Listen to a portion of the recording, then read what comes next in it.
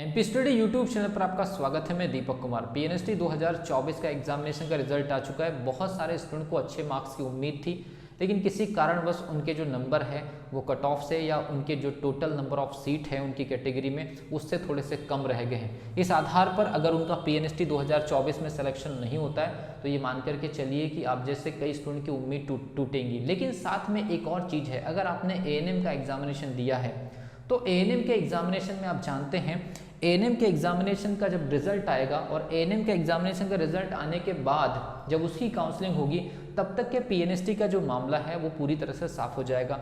मतलब ऊपर के जितने भी स्टूडेंट हैं वो पूरी तरह से क्लियर हो जाएंगे, उनका सिलेक्शन हो जाएगा, वो चले जाएंगे। जितने भी स्टूडेंट का पीएनएसटी में सिलेक्शन होने की संभावना दिखेगी वो एएनएम के लिए तो वेट नहीं करेंगे।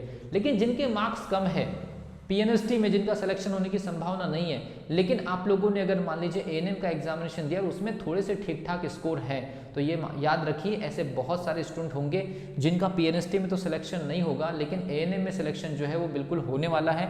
उसको समझते हैं कि क्या कंडीशन बन सकती है। एएनएम में भी लगभग अगर मान लीजिए सीट में अगर थोड़ी बढ़ोतरी हो जाए, ये सीट अगर मान लीजिए 500 के आसपास अगर टच कर जाए तो 500 सीटों के आधार पर बहुत सारे जो स्टूडेंट हैं उनका कैरियर बनेगा।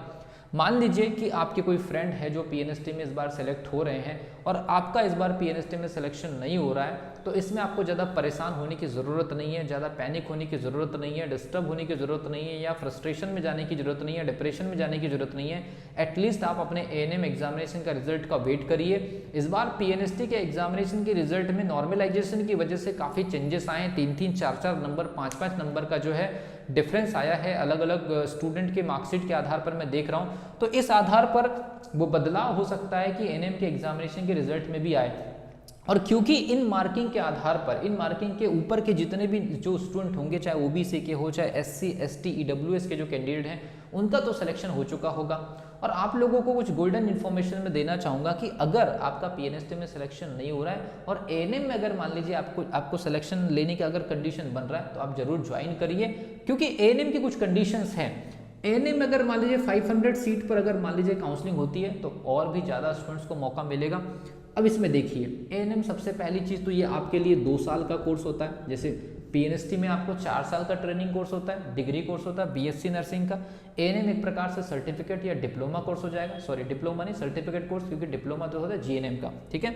तो बीएससी नर्सिंग 4 साल का डिग्री कोर्स होता है। और जिस प्रकार से बीएससी नर्सिंग में मामला अभी पिछले 5 से 6 सालों में चल रहा है कि 4 साल की डिग्री कंप्लीट होने के बाद 18 महीने तक ज्वाइनिंग नहीं आ रही है। जो स्टूडेंट ज्वाइन करेंगे आप बेशक ज्वाइन करें, लेकिन एएनएम की कुछ पॉजिटिव चीज़ें मैं आपको बताना चाह रहा हूँ जिनका सिलेक्शन नहीं हो रहा पीएनएसटी में उनके लिए। तो 2 साल का आपका एएनएम का ट्रेनिंग होता है और 2 साल की ट्रेनिंग के बाद रिजल्ट आते आते ये मान करके चलिए कि जो आपकी जो जॉब है लगभग 3 साल के अंदर अंदर आप जो है जॉब में आ जाएंगे।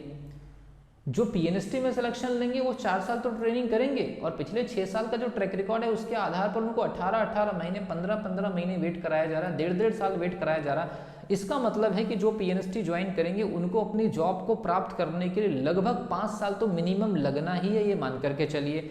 आपका पीएनएसटी में सिलेक्शन नहीं हुआ, इसमें किसी भी प्रकार का फ्रस्ट्रेशन लेने से अच्छा है कि आप जो ऑप्शन आपके पास में बनेंगे एएनएम का उसका फ़ायदा उठाइए।